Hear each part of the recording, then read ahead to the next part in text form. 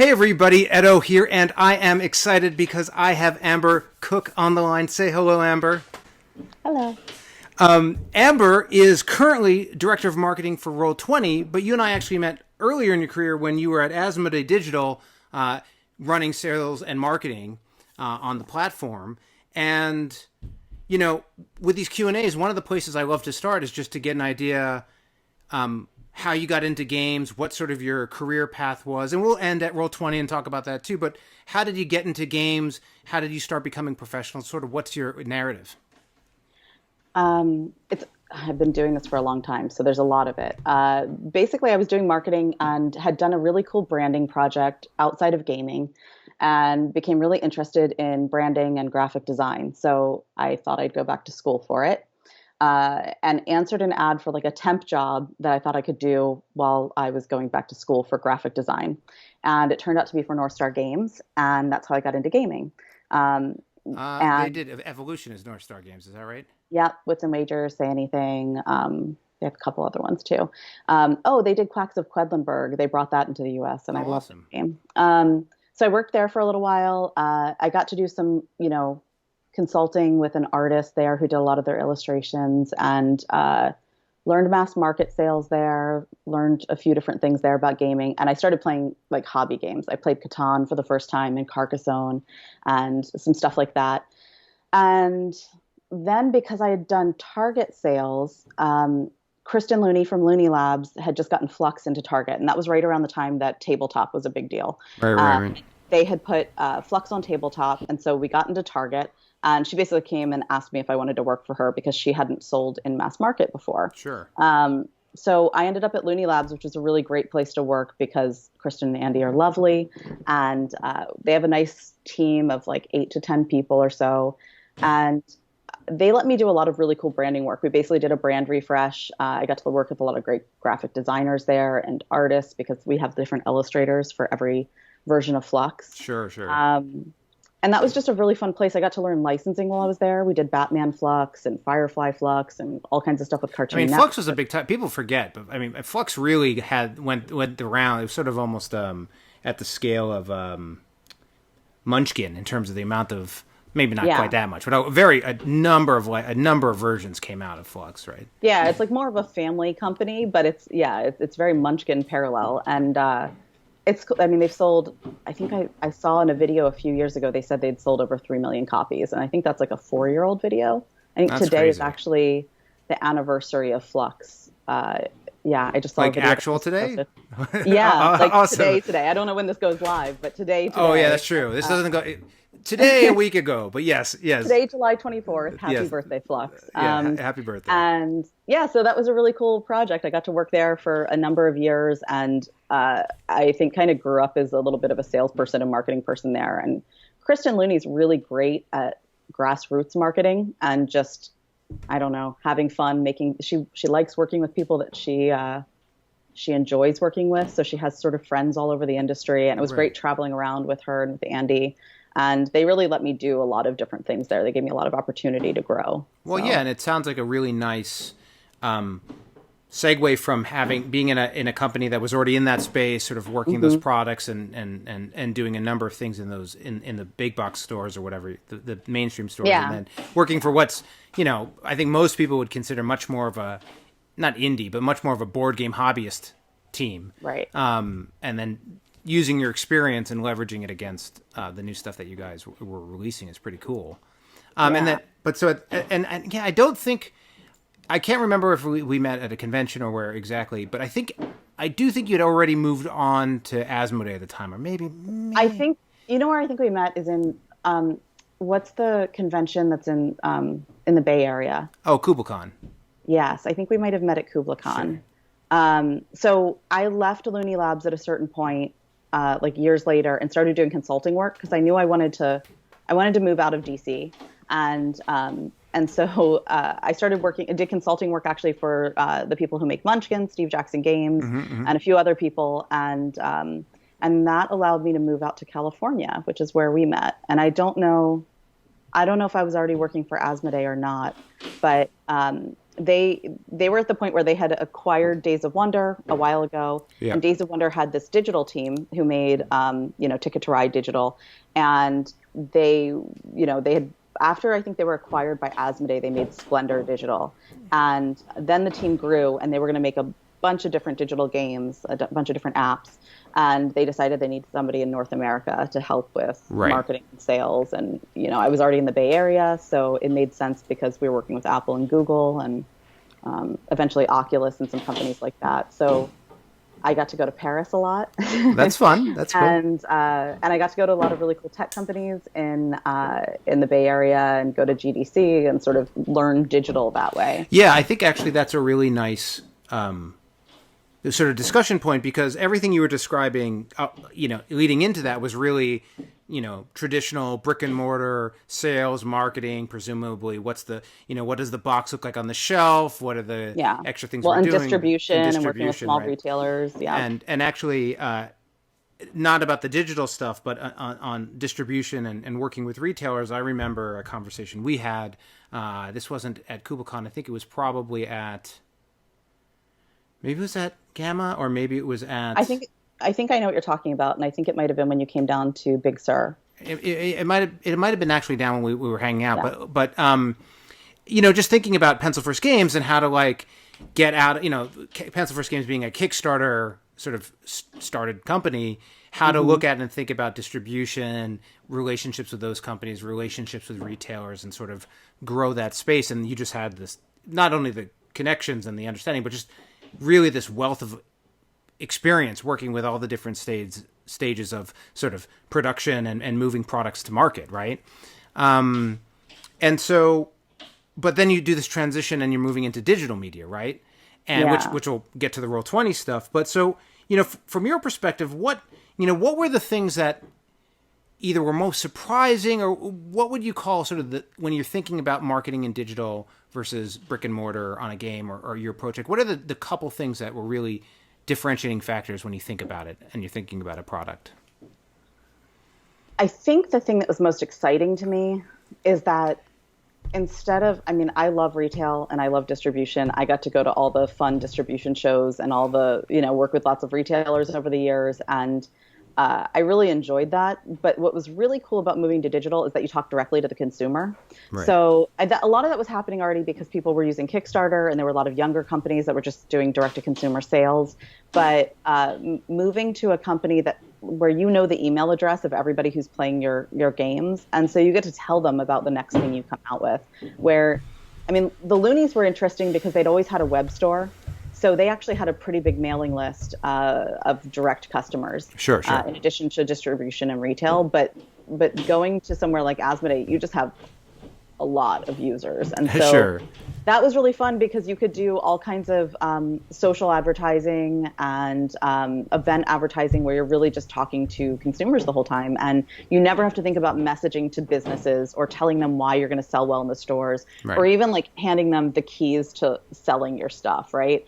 You get to sell that through the way that you present in the App Store or in Google Play, or in the game itself, which is really different than letting somebody else sell your product. Oh, for sure. And I mean, my background's in video games, but the whole bit where you don't have to print the product is also a huge difference as well, right? You can sell as many as people want to buy, so to speak. That's actually a struggle for me, though. That is because working on board games, you have to get it right? You make the game, you send it off to the printer, you get your proofs. You go over it with a fine-tooth comb to make sure everything's perfect, because God forbid you print 50,000 of something even 2,000, but especially if you're working with Target, 50,000, whatever it is, if you're printing that many games and they have a mistake, it's bad. Because you're going to have to mail everything, new cards, replacement cards. Sure. That's not fun. Yeah. And with digital, it was a really big change for me because we launch things that it's very standard to launch things that aren't really done. Sure.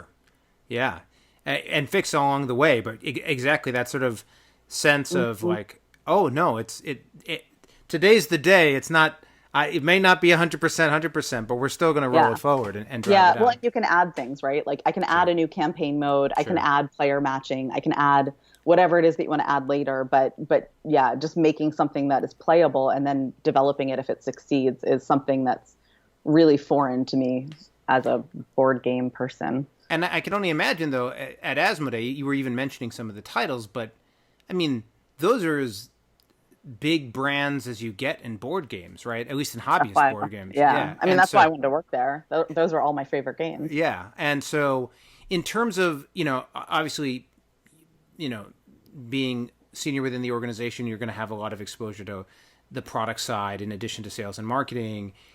But, when people were making games, did you feel like did you get to a point where there's like a general formula you're doing for the digital conversions? Did you feel like it was really still a case-by-case, game-by-game basis? Like, how streamlined did you feel like it was getting? Was that something you were trying to do, or was that, a false way to go, and it really is about making each unique? Like, where did you all end up on that? That was really... I mean, I think this is one of the really weird things about digital, because a lot of things expand very quickly in digital. Like that game takes off, suddenly you have more money to invest in something else. Right. And so your team will grow really quickly. So when I started with Asmodee Digital, there weren't that many people there. It was mostly the crew that had been there from Days of Wonder times. And they were in a small office that was slowly getting very full. And they had brought in a few other people. And then by the time that I left, I think they were probably triple the size of when I started, because they were putting out so many more digital games. But as far as the process, I wasn't allowed to be, not allowed, but I was so focused on sales and marketing. I wasn't involved as much in developing the product. And the system they had was really interesting. So they worked with a bunch of different app developers, and then they also did some in-house. Sure. But it was really, everything was unique. So some of the things, they had ways of working with different studios that were consistent. But then there would like be one that was coded by some random one person. Right? Yeah, like who just was, I don't know, a friend of the designer or passionate about the game, and they had a relationship with them somehow. Right. And so that would be developed in a really different way than like a new game that we were launching that we invested in and we commissioned a studio to develop, or we did in-house and really planned out. So there were a lot of different things happening in different ways. We also, Catan VR launched with Oculus, so we were working with a team that was doing that. There were a few other things that were different like that, unique situations. So I got a lot of exposure to very different ways of working, and occasionally I got to influence the product, but most of the time I wasn't super involved with it. I just got to see it as it grew, give a little bit of feedback. Sure. And nothing like what happens in board games where everybody's playtesting the whole time. Yeah, everyone's involved with everything. This is probably, you're probably long gone, but just in terms of something recent, would this group also have been the group involved? Because I know that like Catan Go or Catan Niantic or whatever, that one that was, is that sort of out of that group still, or is that still a thing now, or has it changed? I remember hearing about that when it was a possibility. Right, sure. But I don't know how it actually was realized. I don't know who did what labor. I imagine that it was a partnership of some sort. Sure. But that would have been that same digital group. Yeah, I'm sure Asmodee Digital was involved in it. Yeah.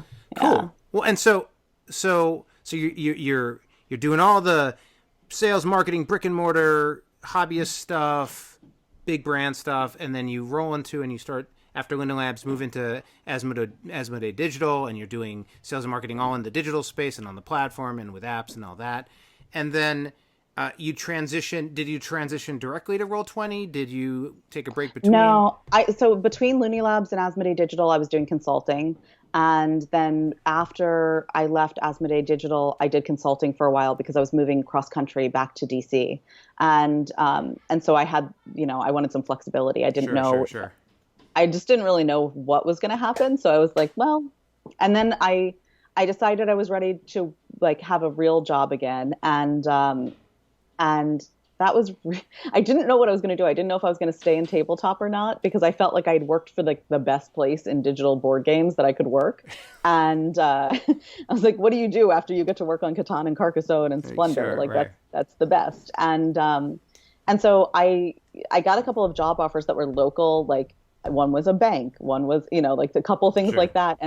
And when I was applying for jobs, I saw this company that said that they did tabletop games and that they had like, I think they said 3 million users. I was like, who in tabletop has 3 million users? That doesn't Right. make any sense. Right. And so they were hiring for a community manager, but I just threw my resume in just because I wanted to see if they'd write me back and tell me who they were.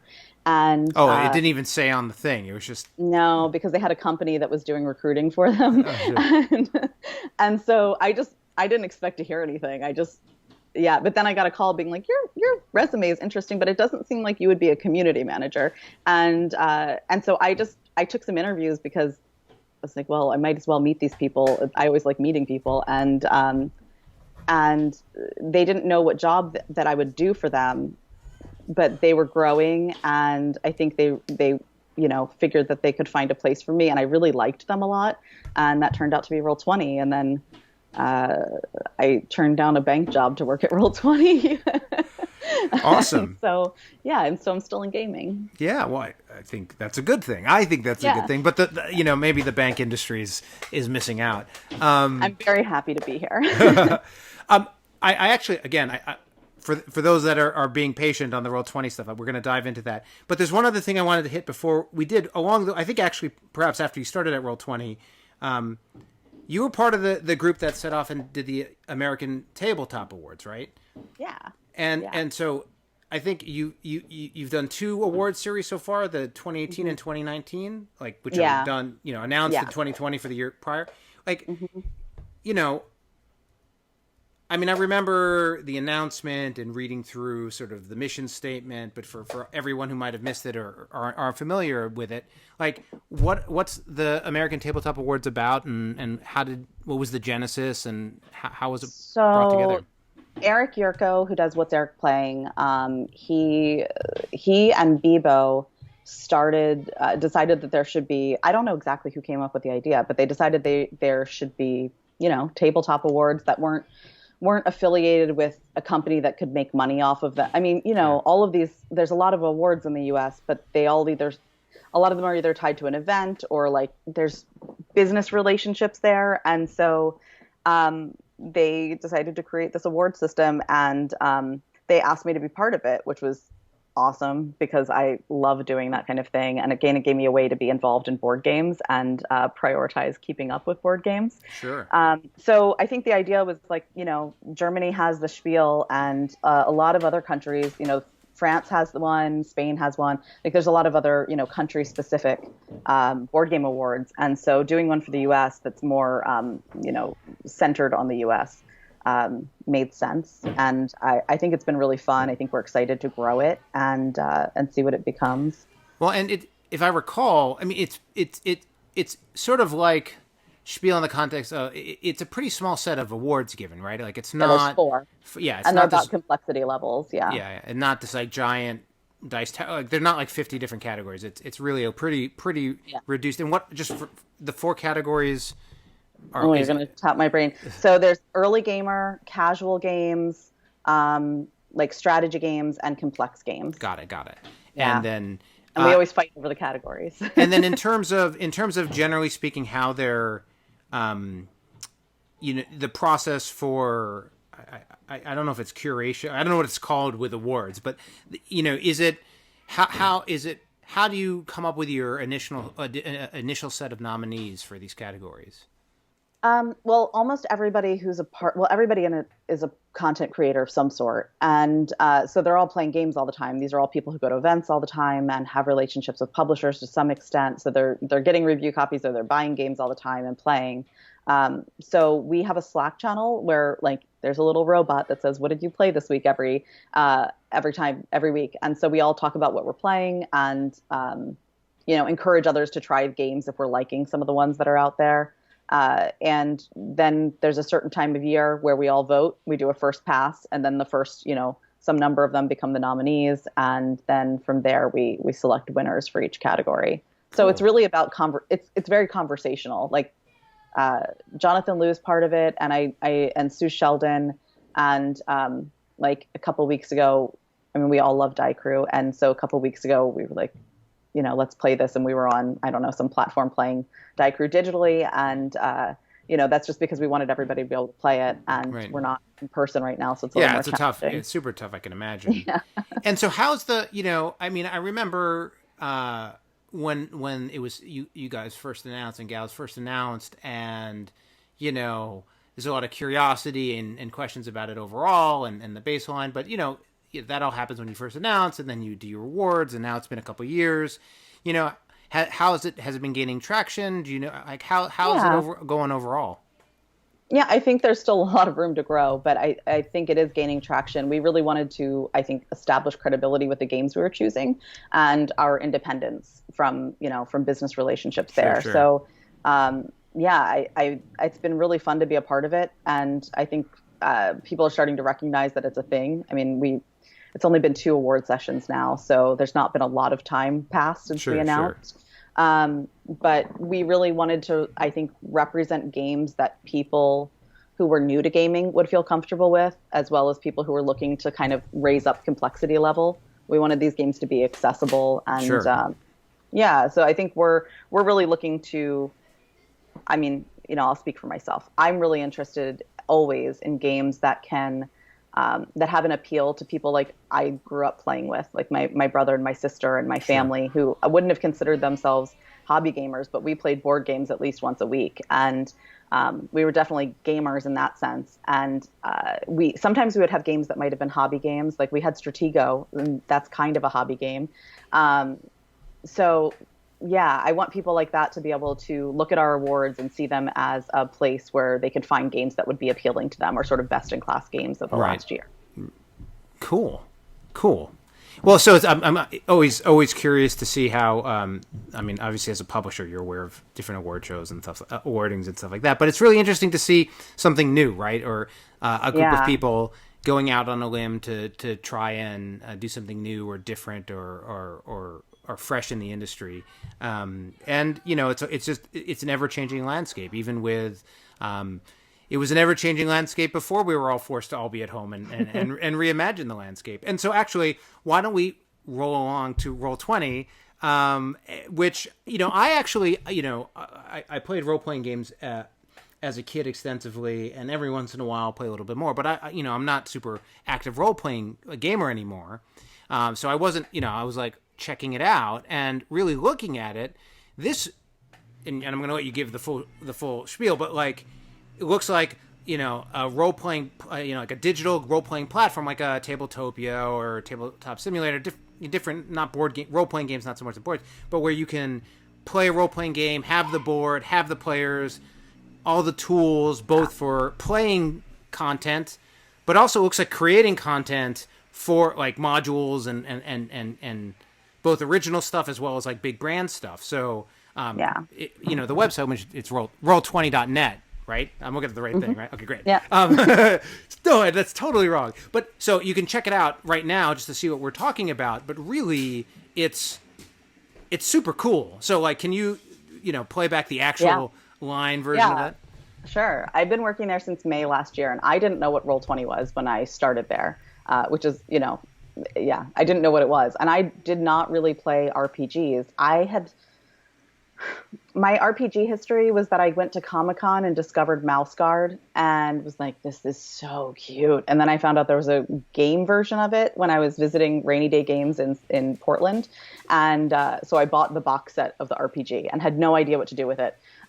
So that was the first time I ever explored an RPG.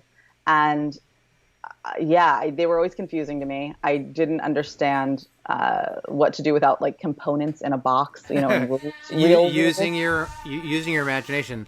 We're all home at home, so we always have some people joining around. Okay, but we're gonna keep on rolling. So so Roll20 is I didn't know a lot about it, and I didn't know a lot about RPGs when I joined, but it's basically the founders started it. They were 3 college friends who wanted to play D&D even though they were living in different places. And one of them was a developer and was working at a software company that made something similar, almost like a whiteboard kind of tool.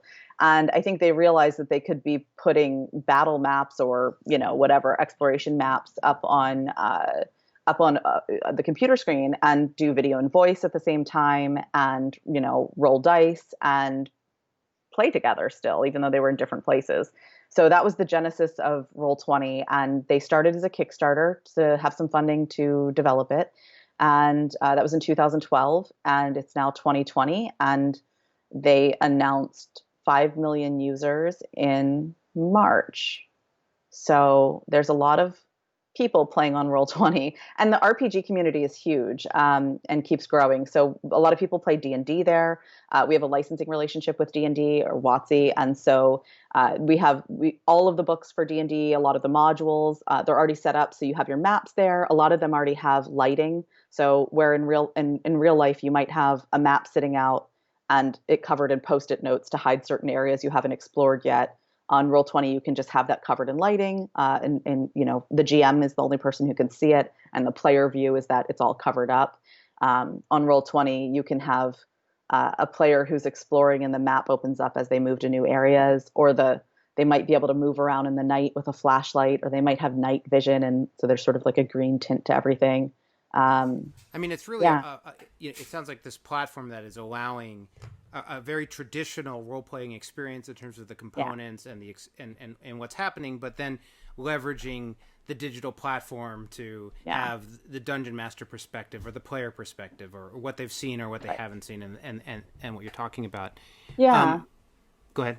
Well, I was just going to say it's an interesting thing because there's a software tool and then there's a huge marketplace. And a lot of times originally the marketplace was for people who made map packs, or they would make little tokens to represent your character. And then eventually when we got the WotC license, there were modules up and you could buy, a monster manual or whatever it was that you wanted to play with. And now there's a lot of casual games on there too. So that's more what I play. I've done some like Pathfinder campaigns and a D&D campaign. And we just released our first original IP called Burn Bright, which was designed by James Introcaso.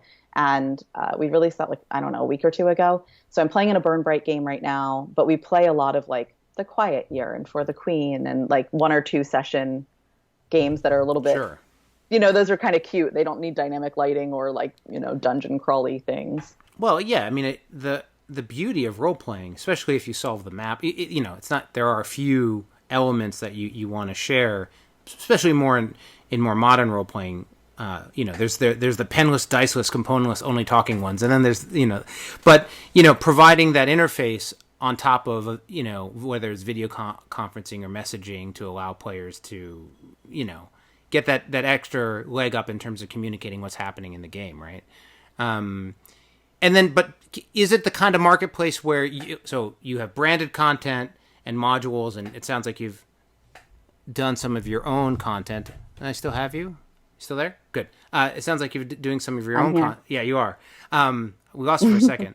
But, okay, so my question is, it is the case, though, in the marketplace, it's stuff that is branded, that you guys have made, but also players or creators can make their own content and share it with folks, right? Yeah. Yeah, there's lots of like map makers on there. There's somebody we've been working with recently called Dungeons on a Dime, has has a character sheet up there for his system. There's someone named Dungeon Master Dave who does a lot of like Patreon creators. They'll put stuff up on the marketplace. So if you're not a Patreon backer, you can buy it already set up on the marketplace. Sure. But a lot of artists, they make these like beautiful map tiles so that you can build out a whole system and you can kind of customize what your setup is like. Got it. Okay, and so to bring it full circle, right? There's sort of physical brick and mortar sales, right? There's that kind of thing. Then you have, Asmod Digital, which maybe was trying to do some platform and cross app user, pushing, but generally speaking are sort of standalone digital experiences that either have in-app purchases because they're free or they're paid apps. But you're still sort of marketing and selling. They're not services, they're apps, right? Yeah. Not to oversimplify, but like now this is a digital platform that has tools, modules, a service and marketplace based marketing, right? And sales. Mm-hmm. So, now getting to this third picture, how is this different? Like when you're thinking about how to market and communicate, is it about brand awareness? Is it about reach out? Like how has it changed what you do on the day to day? It's so crazy. It's completely different. I mean, it's completely different and completely the same. So a lot of our role-playing games are being streamed so much right now that that's a big part of what we do. So there's a lot of streamers that use Roll20 for their RPGs. So that because often they're remote anyway, and so they're sharing, the maps and all their tokens and whatever other effects they're doing, and it's a way that they can roll dice together. So we do a lot of like working with people that stream games and making sure that they get more attention than they might otherwise by sort of lifting them up, and we'll host them on our Twitch channel, or we'll make sure they get social media promotion. So, and I think that's really cool because you get inspired by the way other people use Roll20. Some people have these very elaborate maps built out, or something from, Dungeons and Dragons. It's this gorgeous map, and then other people just use the draw tool and like we'll draw like a little bunny there and like, a lake here, and it looks like Microsoft Paint, and it's very cute. So lots of different things. And I think it's important for us to show the spectrum of the ways that people use Roll20. So streaming is a big part of what we do. And then really trying to explain what it is, because a lot of like, until you're inside the website, signed in, and then you go into a game, if you haven't done that before, you might not really understand what it is, what we do. And that's why the streams are so helpful. So a lot of what we do is like explaining, yes, this is a place that you can come for free online and play with whoever you want. We also have like a player matching service. So if you're looking for a group to play with, you can find people who are also playing Starfinder, right, or also, whatever they're looking to play. And then, so it's a lot of information because we do so many things like, oh yeah, I mean, for sure. And even listening to it, but also looking at the site, coming to it, it's not this game, right? It's looking at the service and there's a login and you're like, what? So, certainly finding those ways to make it transparent and accessible to folks so that they can really just get to the fun, right? Yeah, and I think even once they're in there, a lot of people don't realize just how many features we have. And that's fine. Some people don't need all the features. Some people are just there to use the map, and but they might not even realize we have a marketplace.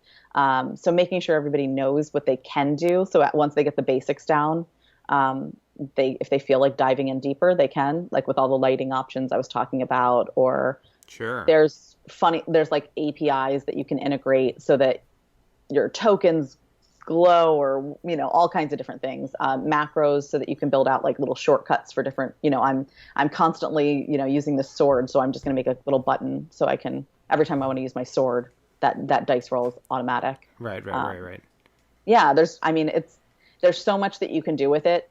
And you don't need to do any of that. You could just use it as a map. So explaining that to people and meeting all of those different users where they're at, because they all have such different needs and so many different ways to enjoy their time playing games with their friends.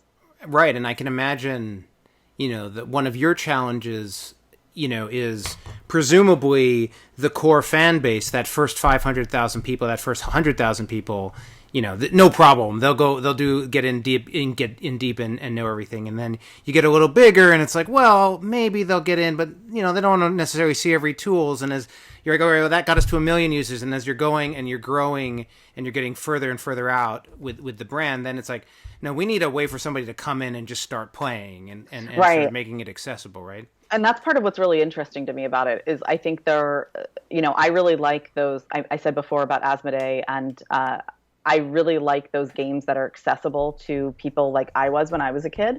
If you want to play Monopoly, awesome. If you want to play Stratego, awesome. If you want to play Scythe, awesome. Like whatever you want to play, fine. Play. I'm all about that. I really love the stuff that sort of hits casual gamers and becomes accessible to them.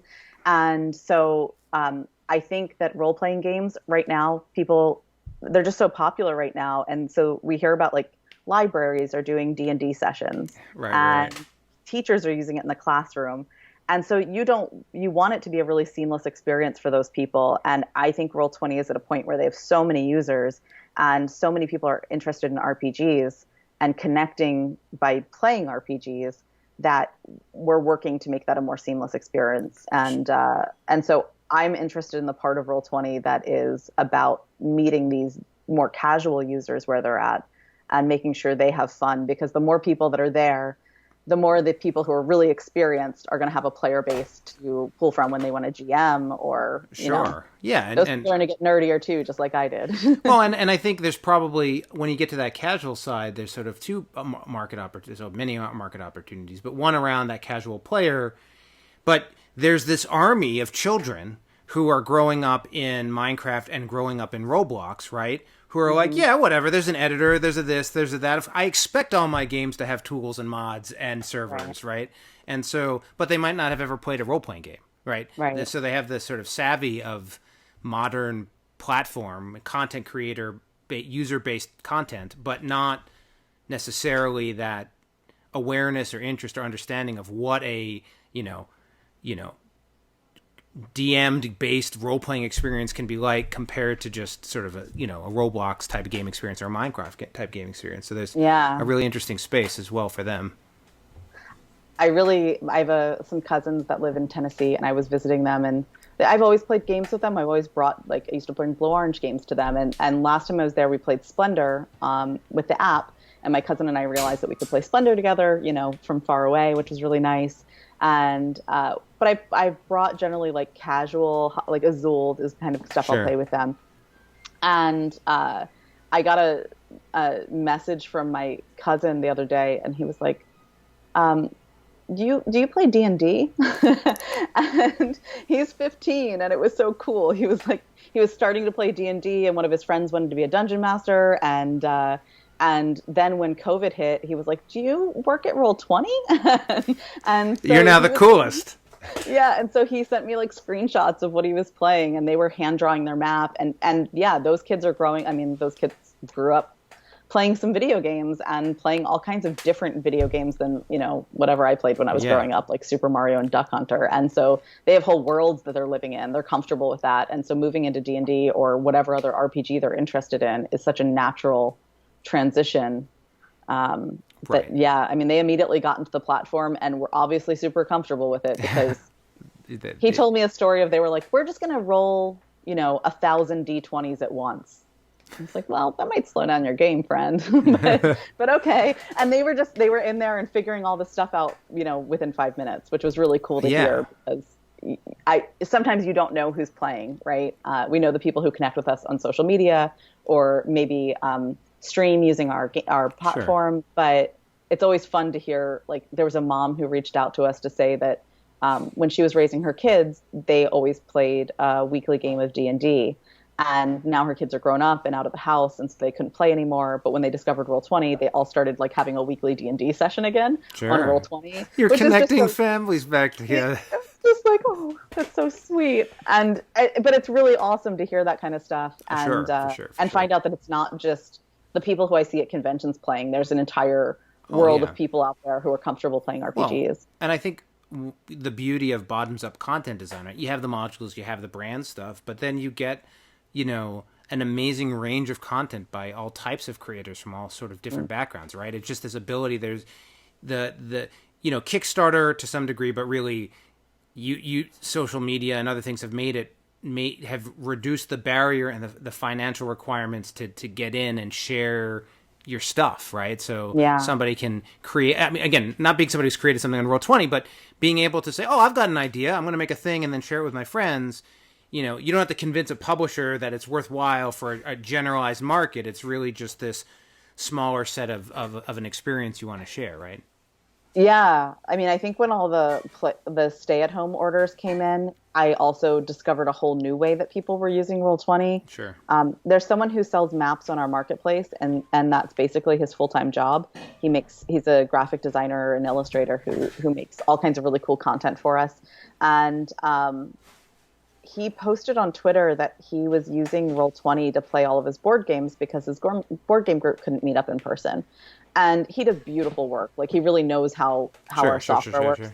So he put Robo Rally. He put a deck of Uno cards. He put King of Tokyo, Suro, like a bunch of games. He just made one game, and each different page was a different setup of each of those games. And so, he didn't have a license for any of it. He was just using his personal collection and scanned in all the cards and used it in all kinds of different ways that I never even would have thought of. And when I saw him tweet about it, I asked him if he'd like meet with me and explain to me how he did it. So yeah, I just like had a call with him, and he showed me everything he did to set them up.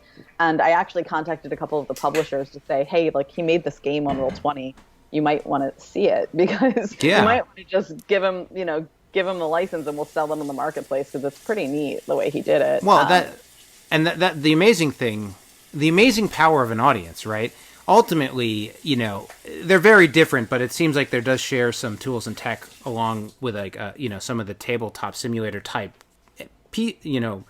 platforms. But ultimately, if there's a huge audience over here playing stuff, and there's an easy solution to allow them to expand beyond just what you'd sort of normally have assumed the type of game we support, it creates a huge opportunity for all sorts of play. So I'd love to see more board games on Roll20. I mean, that's I'm like, oh yeah, we're gonna play Die Crew on Roll20. Yeah, it's happening. Well, look, I think there's going to be more and more of that in the future. I think seeing what he had already built made my eyes open to like what the possibilities were. What the possibilities were already now, without us even developing extra tools for hosting board games. Well, a lot of it, I think, comes down to the power of just the simple communication and sharing tools that just enable, because people play these board games where they don't have any tool. They just use a second camera or tilt their screen. And so all the different ways that can streamline that and be useful for folks, and how to join games together and just speed it up and find friends and that kind of thing ends up being the glue. So we've actually been talking for a long time, which is awesome. Sorry. No. I mean, so I have one more question, which is, I'm ready. You've really, I mean, pretty much right out of school, but like you've had this incredible career in tabletop, or versions of it, right? And you've moved from traditional to app to platform. And so when you look, and obviously right now we're this crazy period with, COVID-19 and all that stuff. But when you sort of look forward and like, it's not you want me to predict the future? No, I don't want you to predict the future, but you could if you can. No, like, the way I'm going to phrase this isn't like, it's sort of like, if you look at these steps in your career and you pick the next step, even though like hopefully everything at Roll20 is great for a long time, like, where do you think the next big change or opportunity or expansion of the tabletop experience is in 2, 3, 4 years? Oh yeah. I mean, well, everybody's always going to want to play board games at a table, right? You're always going to want to be in person. Like, I love dexterity games. We're probably not I mean, you can kind of do that. There's ways to do that on an app. It's a different type of dexterity. I want to play Crokinole forever. I always wanted to play that in person on my table. So there's obviously always going to be that. What I really hope is that the quality of board games just continues to improve. It's been amazing to watch what's happened in the last like 10 years. I know I really love the game Wavelength? Yes. It's just so beautifully produced. And I really love seeing games like that come out, because they're just so beautiful they're so beautiful that they're appealing to people who are not necessarily considering themselves gamers. Sure. But they find different ways to socialize and connect. And I think we all spend so much time playing on our screens. I'm always going to want that physical experience, but I don't know what's next for gaming. Like, I think that I hope it becomes a more seamless transition between digital and physical, because like, I mean, I was playing a legacy game before COVID hit, and I would really like to finish that. And if I could set that up like right now on my phone or on Roll20 and pick it up where we left off, I would be so happy to be able to finish that campaign. And that's exciting me. I think it's actually easier to do with RPGs than it is to do with board games. But yeah, I would love for that to become an easier transition and a little bit less like difficult to, like, board games have all this custom stuff in them. And so like you have custom dice, and you have like, ways of moving around weird pieces or different rules that don't behave exactly the same. So I think coming up with like, sort of like, Squarespace kind of ways to program those rules, would be really nice, because then we could just move things back and forth a little bit more easily. And I think stay connected to like our board game group throughout the week. Like I have group chats with people from the board game industry that are just friends I made over the years. And I would love to just be able to like in our, Facebook Messenger group or a WhatsApp group or whatever, like pop in, pop in a copy of Azul and like play within there, right? Because Sure, it's so sure. accessible. And one of the things I love about Roll20 is like there's no software to download. You don't have to like buy anything necessarily. And so, you know, for you to be able to do that with everything, like here's a link, just come pop in here and play with us is Well, yeah, and that's certainly, even when you think about, just as an example of what you just described, when you think about Zoom for a moment, it's not like there wasn't video and teleconferencing, in the world for the last decade with every major player having a video service. But then this one comes around and sort of like, yeah, it's just a link. You can just check it out. Doesn't matter, anyone, anywhere. Just click the link. You're fine. And sort of and have the sort of sideline all of the having to spend money to use it, having to have the software installed, having to have all that. Just the you still have to have software installed. I'm going to just plug right now the software that I use for this. It's just called whereby.com, and it is amazing. I use that. We work all remotely at Roll20, so it's something that they showed me. And I I'm get to gonna have a look at room. where spell it again. whereby.com. And you can make a room, so you can like make whereby.com/Edo, and then you can just give that link to everybody and say like, come meet me here at 12:30, right? Like every meeting you set, you just give the same link over and over again. Where Zoom has those, I think you can do that with Zoom, but it's so much easier. You just pop in and you always know where you're going to meet. You don't have to like struggle to find that custom link. Anyway. Yeah. It's cute and I like it. And yeah, I'm looking at the site now. They have a very nice site layout. The colors are very pleasant and welcoming. But cool. Yeah, I mean, I think But you're right. Yeah, it's so much easier now to do all those things, and I think it's just going to get easier to do board games online, don't you? Yeah, I mean, I think it depends on what you're trying to do, right? Like, that world where you're just sort of like rolling, like the role playing examples is good because in a role playing game you're already carrying so much of the experience in your head, right? Like that's sort of part of the whole, in many ways, the experience. With board games, you have all those custom components, and I think figuring out a way to have that sort of seamless transition, I do think is happening. It'll be interesting to see.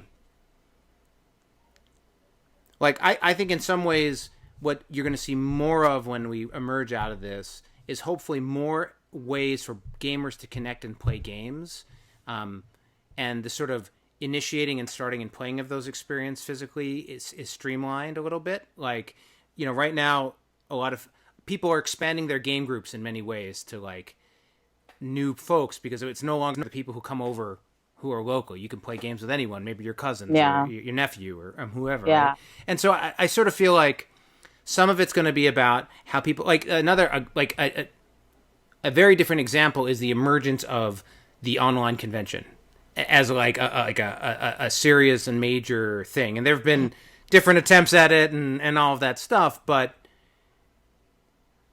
you can imagine in 2 years, when 100,000 people at Gen Con is not like crazy in one room, right, or whatever, that the online component next to that will be so much more of a compelling offering or compelling experience than what it would have been. Again, it's like an afterthought. If you go back 2 years, it's like an afterthought. But in 2 more years, your attendance, you're going to say, our convention had 500,000 people or 1 million people at this convention because it had these spaces and these other. So I think it'll be interesting to see. I really love the, I work with Steve Finn. We did Herbaceous and a number of other games. We're working on another one. And normally our experience, even though the tools existed before, he'd like send me stuff and then I'd play it and I'd play it with people near me and I'd send it back. But we're doing a lot of that review in one of these simulators, probably Tabletop or Tabletopia in this case, where, he's just got all of his prototype components set up and we join a room and we like are moving it around. And then I'm like, I don't think we should have these components. And we move it off the table. Like it's a shared workspace in that regard, right? And in the same way I think you have in Roll20. And so I think all of these different, and then, so I think the magic will come when people start creating new artistic experiences that are leveraging that dynamic, right? That are really like, I'm not making a game for people who are sitting at a table necessarily. I'm making a game that's anyone can play at any time, and maybe you're in different spaces when you play it. So Yeah. I mean, I think the creative and artistic opportunities. Jackbox is kind of like that, right? Yeah, Like, and that's been a huge one, right? I've been playing so much I'm going to play Jackbox in like an hour tonight when we're done with this. And yeah, I mean, that's been really cool because even people who don't know what they're doing, it doesn't matter. Like I can just I hop into Zoom with somebody and I just screen share my Jackbox and I tell them, go to this website, put in this code, and they can play from their phone or from their computer or whatever they want. And it makes it so easy that people that I never would have played online with, like family members who aren't particularly tech savvy or aren't really necessarily into games, they're all playing with, like I play more with them now than I would have ever in real life. And being able to do that, being able to expand the gaming community is the thing that I always want to do. Right. So. Oh yeah, it's crazy. My wife and I were playing with some of her friends, and like we were doing the one where it was like, pick a shirt design, pick a name, pick a slogan, pick a match, and I don't know the name of anything. But then she ordered the shirt that was designed as part of that, and we have a physical shirt that you can't wear outside of the house from that. But then like 2 days later, my kids were like talking to their cousins, and their cousins were like, "Hey, you want to play Jackbox?" Or like, like whatever. And it's like, man, and even other things like, in a weird way, like we started playing Boggle on Zoom with my mom and my whole like family, and it's interesting because we've played other board games, but then you go back to some of these old classics, and it's like, no, Boggle's really good for Zoom. Like it's a really easy one. You just shake it, you put it there, and then you just point the camera at it. And so, again, I think there's all this emergent play and emergent experiences, and then all these new tools and platforms and share. So yeah, I mean, it's super cool. My friend Paul runs a store called Games and Stuff. He's a game designer too, but he runs a big store in Baltimore, and they have this giant gaming room in their space. It's like they hold big tournaments there, and it's basically like 50% of their store is this gaming space. And obviously now you can't do they're choosing not to do anything with it because they don't want to, they don't want to encourage people to touch all the things. So they have this unused space, and somebody contacts them and is like, we have this giant game collection. Are you interested in buying a used game collection? And normally they wouldn't have had anywhere to put it, but they went and saw it just because why not? Things are different right now. And they ended up buying this huge used game collection, and it's full of so many cool old treats. And just seeing what they have, like, it's a guy who ran a gaming club in Baltimore. And so there's like 10 copies of some things, right? Like you'll see 10 copies of Can't Stop. And, all these weird games, like little electronic games that were made in like the 30s or 40s. Sure. And it's really fun going through that because it really makes you think about the different ways that people have played over the years. And some parts of it are really similar and some parts are really different. And I think you're right. Like going back to things like Boggle, it's like all we really want is an activity together so that we can just have an excuse to talk and hang out. And so, yeah, it's really fun to, like, I love roll and writes, but sometimes it's like doing your taxes in a gaming space, right? I'm into that. Like that is my sure. That's something I enjoy, but like not everybody does. And you realize that all it takes is like flicking a disc across a crokinole board or like shaking up some weird dice that have letters on them, and that's all you need to do to hang out with people. And I think keeping it simple like that and just making it a more elegant experience is I hope what we keep working toward. Yeah, absolutely. And so with that, thank you so much for being on. It was awesome to talk to you. It's been too long since you moved. For hanging out. Yeah, absolutely. And thanks everyone for joining the conversation and watching. And do check out Roll20. I mean, it's super cool. I'm going to spend a little bit more time on it. But yeah, thanks for being on. Thank you. Bye. Hey everybody, Edo here, and thanks for watching Gaming with Edo. Reviews over here on this playlist. League and Insider videos over here on this one. Subscribe, share, all that good stuff. But most importantly, play some great games. Thanks. Bye.